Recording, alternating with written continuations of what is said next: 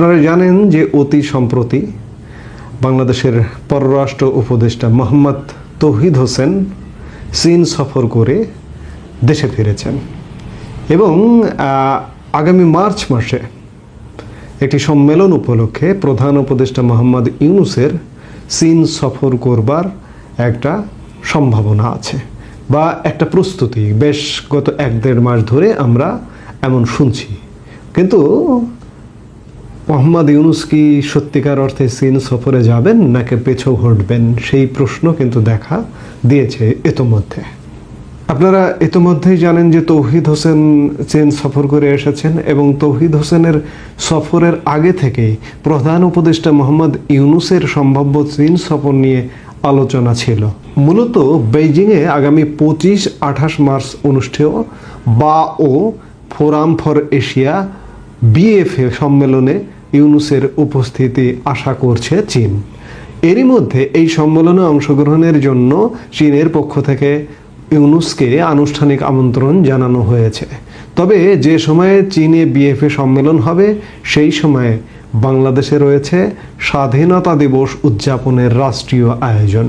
ফলে দেশে জাতীয় দিবসের অনুষ্ঠান রেখে বেইজিংয়ের সম্মেলনে প্রধান উপদেষ্টার যোগদান ঘিরে দেখা দিয়েছে অনিশ্চয়তা। সরকার পক্ষ থেকে এমনটা বলা হচ্ছে যে 26শে মার্চ জাতীয় দিবস উদযাপন, সেই উদযাপনের কারণে এই মুহূর্তে মোহাম্মদ ইউনূস চীন সফর করবেন কিনা সেটি অনিশ্চয়তা দেখা দিয়েছে। চীন সফর শেষে দেশে ফিরে পররাষ্ট্র উপদেষ্টা নানা বিষয়ে আলোচনা হওয়ার কথা জানালেও প্রধান উপদেষ্টার সম্ভাব্য চীন সফর নিয়ে কোনো আলোচনা হয়নি বলে জানান। অর্থাৎ চীনা কর্তৃপক্ষের সাথে প্রধান উপদেষ্টা যে যাচ্ছেন চীনে, এটি নিয়ে কোনো আলোচনা হয়নি।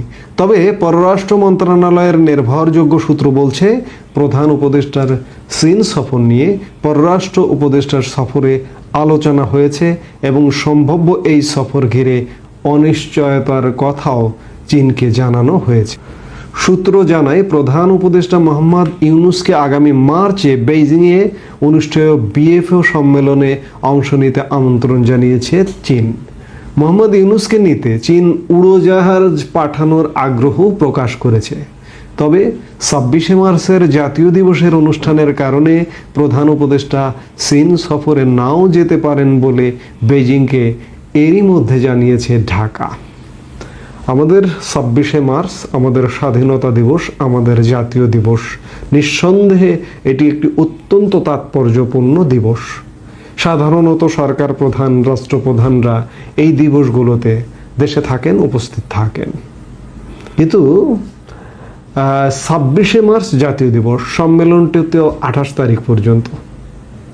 মোহাম্মদ ইউনূস যদি চাইতেন নিশ্চয়ই 26শে মার্চ অনুষ্ঠান শেষে যেতে পারতেন কিংবা 27শে মার্চ শেষ সময়টিতে অংশগ্রহণ করতে পারতেন। কিন্তু যে সংখ্যাটি দেখা যাচ্ছে যে চীন সফর থেকে পিছু হটছেন, এটি কি শুধুমাত্র আমাদের জাতীয় দিবসের উদযাপনকে কেন্দ্র করেই পিছু হটা নাকি অন্য কিছু? আমরা যদি এটিকে অন্যভাবে বলি, অন্য কিছু, তাহলেও কি এটিকে কম বলা হবে? প্রধান উপদেষ্টা কি এই মুহূর্তে চীন সফর করতে খানিকটা ভীত হচ্ছেন? ভীত হবার কারণ কি মার্কিন যুক্তরাষ্ট্র কিংবা ভারত? বাংলাদেশের পররাষ্ট্র নীতির ক্ষেত্রে খানিকটা একঘরে ভাব পরিলক্ষিত হচ্ছে। ভারতের সাথে পররাষ্ট্র নীতির ক্ষেত্রে বাংলাদেশের সম্পর্ক তলানিতে। মার্কিন যুক্তরাষ্ট্রের সাথেও পররাষ্ট্র নীতির ক্ষেত্রে তলানিতে যাবে কিনা বা যাবে, এটি নানা আলামত প্রকাশ পাচ্ছে। বাংলাদেশ কি, মোহাম্মদ ইউনূস কি এই মুহূর্তে মার্কিন যুক্তরাষ্ট্রকে কিংবা ভারতকে খেপিয়ে দিতে চাইছেন না? সেজন্য কি তিনি চীন সফর থেকে পিছু হটছেন? ইতোমধ্যে পররাষ্ট্র উপদেষ্টা মোহাম্মদ তৌহিদ হোসেনের চীন সফর নিয়েও কূটনৈতিক মহলে আলাপ আলোচনা চলছে যে বাংলাদেশ ভারতকে বাদ দিয়ে বা অন্য কাউকে বাদ দিয়ে বা মার্কিন যুক্তরাষ্ট্রকে তোয়াক্কা না করে, কারণ মার্কিন যুক্তরাষ্ট্রের একটি প্রতিপক্ষ হচ্ছে চীন, সেই চীন সফর করতে গিয়ে মার্কিন যুক্তরাষ্ট্রের কি বিরাগভাজন হবেন কিনা কিংবা ভারতের আরও বিরাগভাজন হবেন কিনা, ভারতের বিরাগভাজন হওয়া নিয়ে এই সরকার যদিও আমলে দিচ্ছে না, যেমন পাকিস্তান নিয়ে দহরম মহরম করছে, ভারত অখুশি হবে তবু পাকিস্তান নিয়ে সামরিক বেসামরিক পর্যায়ে দহরম মহরম চলছে, কিন্তু মূল ফ্যাক্টর তো মার্কিন যুক্তরাষ্ট্র। ইতোমধ্যে মার্কিন যুক্তরাষ্ট্র চীনকে নিয়ে নানা রকম নিষেধাজ্ঞা দেওয়া শুরু কিংবা দেওয়ার প্রস্তুতি চলছে। সেই জায়গায় মার্কিন যুক্তরাষ্ট্রের সমর্থন বা মার্কিন যুক্তরাষ্ট্রকে খেপিয়ে দিতে চাইছেন না, এটি কি হবে? এটি কি হতে পারে? হয়তো তাই। নইলে মোহাম্মদ ইউনুস যে সময় সম্মেলনটি 25-28 মার্চ আমাদের স্বাধীনতা দিবসের অনুষ্ঠানে অংশগ্রহণ করেও তিনি চাইলে যেতে পারতেন।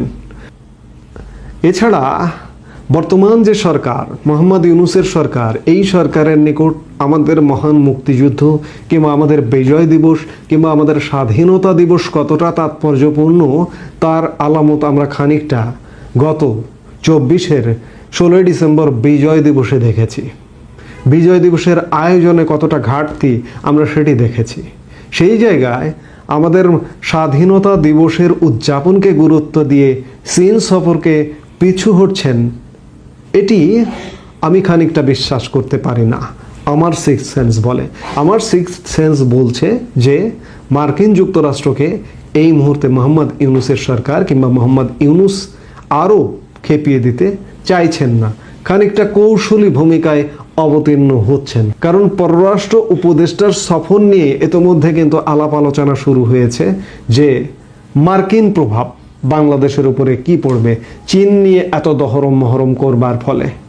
পাকিস্তান একটা অনুন্নত দেশ, ক্ষুদ্র দেশ, তার প্রভাব পৃথিবীতে নেই, সেটি নিয়ে দহরম মহরম করছে না কি করছে তাতে কিচ্ছু যায় আসে না মার্কিন যুক্তরাষ্ট্রের। কিন্তু চীনকে নিয়ে যদি বেশি দহরম মহরম করে বাংলাদেশ, তাহলে মার্কিন সমর্থন, মার্কিন প্রভাব, এখানে নেতিবাচক প্রভাব পড়তে পারে, মার্কিন সমর্থন হারাতে পারে। সেই মার্কিন সমর্থন হারানো কিংবা নেতিবাচক প্রভাব পড়বার কারণে ইউনুস সরকার আরও টালমাটাল হয়ে যেতে পারে।